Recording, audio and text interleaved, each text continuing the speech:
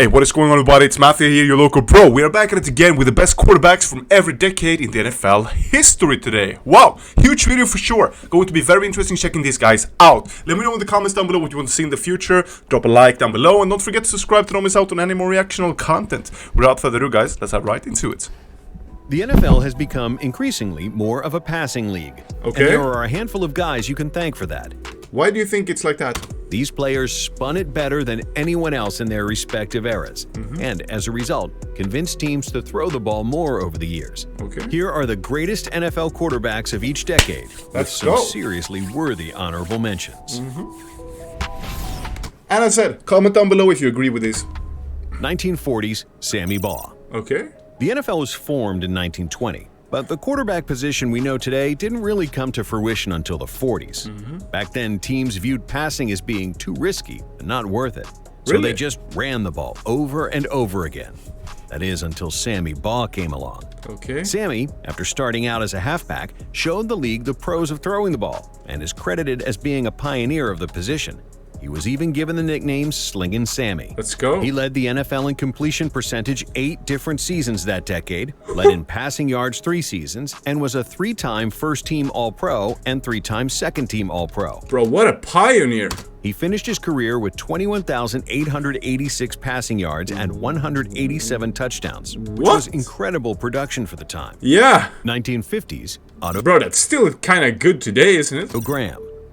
While Graham retired in 1955, just over halfway into the decade, he still takes the crown for the 50s. Bro, also, let me know how many of these guys that you have experienced. Thanks to him, the Browns won 3 NFL championships in a 6-year span beginning in 1950. Browns? Yeah, you heard that right. The Browns won 3 NFL championships. Wow. And those 3 seasons that didn't end in a title, Graham still had his team in the championship game each time. Damn. He won 3 league MVPs and was a 4-time first-team All-Pro in just a 5-year stretch. Bro, Over his 10-year career, he accumulated 23,584 passing yards, 174 passing touchdowns, and a career record of 105, 17, and 10. Bro, 105 wins, 17 draws, 10 losses. That is 10 wins per loss. More than 10 wins per loss. Bro, do you understand how good that is? Bro, that's insane. 1960s, Johnny Unitas. Okay. A 9th-round draft pick in 1955, Unitas was cut. Bro, it looks like he's 12. Before even throwing a pass in an NFL game. He started playing semi-pro football for $6 a game. Oh! So Unitas, my boy was cashing in. His career was a true rags-to-riches story. He won 2 league MVPs in the 60s and also led his Baltimore Colts to an NFL championship win in 1968. Johnny U was also a 7-time Pro Bowler that decade. Okay. His record of throwing at least 1 touchdown in 47 consecutive games stood for more than 50 years. What? People considered him to be the prototype for the modern era marquee quarterback. Damn. He has finished his career with 40,239 passing yards and 290 passing touchdowns, which were both records at the time. Bro, that guy and Peyton Manning must have been like the most legendary quarterbacks the Colts ever had. 1960s honorable mention, Bart Starr. Okay. All Starr did was win in the 60s, leading the Packers to 5 NFL championships before winning the first 2 ever Super Bowls. Let's go. He was even named Super Bowl MVP in both games. Bro. Bart led the league in passer rating 5 different seasons throughout the 60s as well. 1970s, Roger Staubach. Okay, I know this name. I think I heard it somewhere in the comments. Staubach was so dominant at the quarterback position that the Cowboys became known as America's team this decade. Wow. He snagged 2 Super Bowl rings and a Super Bowl MVP in the process, along with being named to 6 Pro Bowls, as he led the league in passer rating 4 separate seasons. Damn. When Staubach retired in Bro, he looks like Will Ferrell. 1980, he finished with the highest career passing rating in NFL history at the time.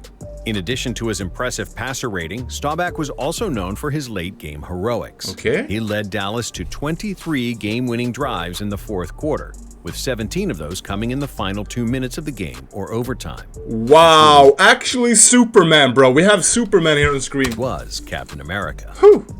1970s honorable mention, Terry Bradshaw. Having an all-time defense in the steel curtain on the other side of the ball definitely played a role in the Steelers winning as much as they did in the 1970s. That isn't to say that Bradshaw leading his squad to 4 rings in a decade isn't quite the feat. Yeah. Throw in his 2 Super Bowl MVPs and 1 league MVP in 1978, and that's why he gets a mention here.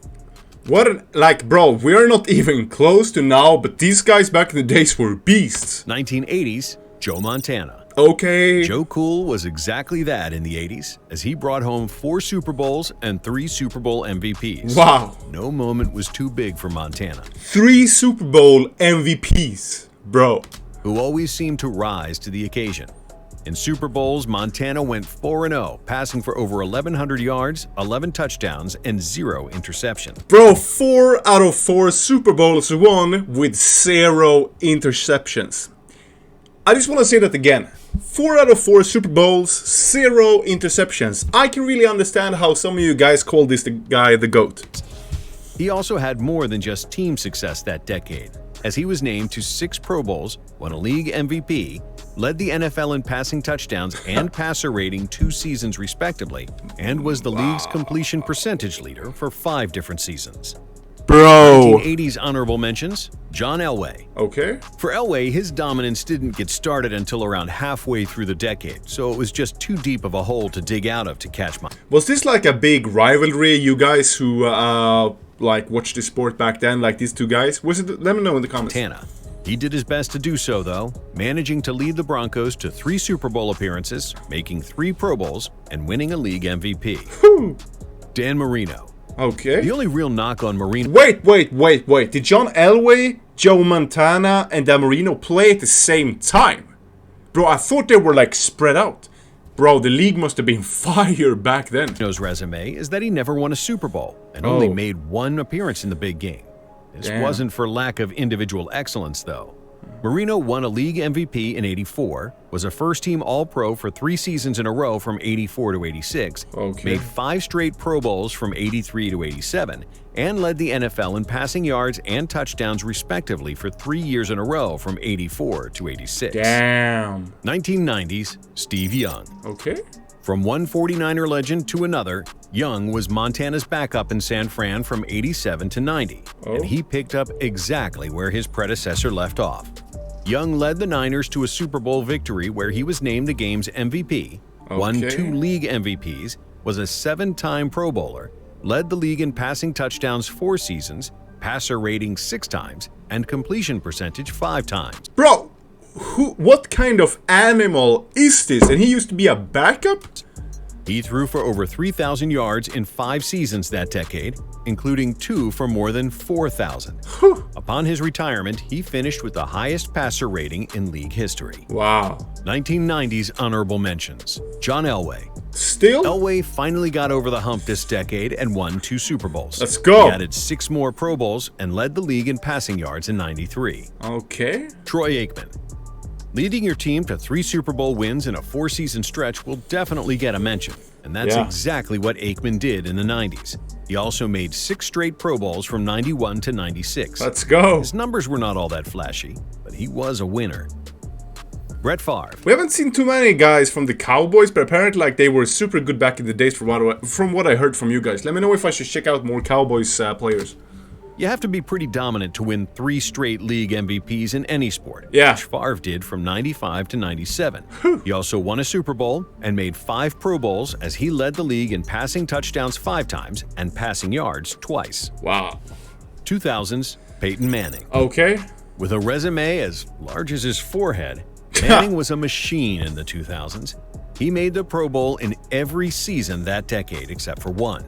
Manning also won a Super Bowl, was named league MVP 4 times, first-team All-Pro 5 times, led the league in passing yards twice, passing touchdowns 4 times, and passer rating 3 times. He became the favorite. Bro, what are these stats? Bro, these guys are just from another universe. This is just absurd. Of Colts football as he lifted them from the league's cellar to a consistent contender, making 11 straight playoff runs and winning 8 division titles from 1998 to 2010. Bro. At the time of his retirement, Manning was the NFL. He made 11 out of 12 playoff rounds. Wow. NFL's all-time leader in passing yards and passing touchdowns. His 5 career MVPs are also the most ever by one player. Wow. 2000's honorable mention, Tom Brady. Okay. Brady got off to a red-hot start in the league as he led the Pats to a Super Bowl win in his first full season as a starter. Let's go. Becoming the youngest quarterback to ever win a ring at the age of 24. Let's go. As we all know, Tom and the Pats were not done there. They finished the decade with 3 rings as Brady made 5 Pro Bowls and won a league MVP. 2010's Tom Brady. Wow. Making him Bro, what a beast career this guy has had. his second appearance here, Brady added 3 more Super Bowl rings and 2 more league MVPs this decade. He became Wow. the oldest NFL MVP ever at age 40 in 2017. The craziest part is he would probably be included for a 3rd decade in the 2020s list after somehow showing 0 signs of aging or slowing down. When Brady does call it quits, he will be the all-time leader in every major passing stat category and is already the greatest winner the game has ever seen. His 7 Super Bowl wins are more than any team has ever won. Bro, this is just like insane stats. Like, I don't know if he's the GOAT. You guys gotta let me know in the comments because just let me know what you think. Is Tom Brady the best quarterback of all time? Brady's accolades could fill this entire video, but let's just say he's the GOAT and end it there. Let me know. 2010's honorable mentions. Aaron Rodgers. Okay. One could argue that Rodgers would have more accomplishments if the Packers focused more on surrounding him with offensive weapons or even just competent coaching. But even with all of that, he managed to win a Super Bowl, 2 league MVPs, and make 7 Pro Bowls. Wow. Drew Brees. Because people said that Aaron Rodgers is better than Tom Brady because Tom Brady always he has the best coach, he had the best weapons, and he was cheating. So yeah, I don't know. Like, you guys gotta let me know what's going on here. Brees regularly found himself atop league leaderboards for a variety of categories throughout the decade. He led the NFL in passing yards 5 out of 6 years from 2011 to 2016. What a beast. Completion percentage 4 seasons, passer rating once, and passing touchdowns twice. He also made the Pro Bowl every year except for 1. Bro. What do you guys think? Yeah, let me know in the comments down below if you agree with this list and who's like the best quarterback of all time. Like, is Tom Brady the GOAT? Is he not? Who's the GOAT? Or is Joe Montana better than Tom Brady? Bro, both of these guys looks like absolute freaks out there. Thank you guys so much for watching. Make sure that you leave a like down below, comment what you see in the future, and subscribe to don't miss out on any more content. I will catch you guys around in the next one.